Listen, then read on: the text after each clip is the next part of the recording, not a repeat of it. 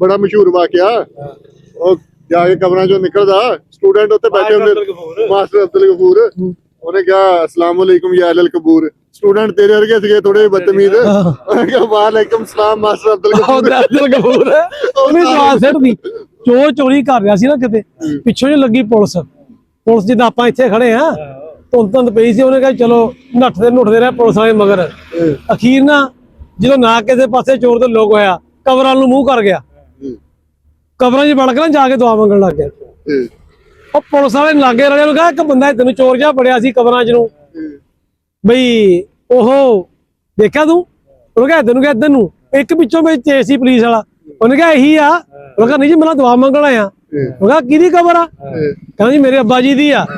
ਜਾ ਥੱਲੇ ਨੇ ਕਿਹਾ ਕਬਰ ਐਨੀ ਕੁ। ਉਹਨੇ ਕਿਹਾ ਇਹ ਕੀ? ਕਹਿੰਦਾ ਮੇਰੇ ਅੱਬਾ ਜੀ ਬਚਪਨ 'ਚ ਬਹੁਤ ਹੋ ਗਏ ਸੀ।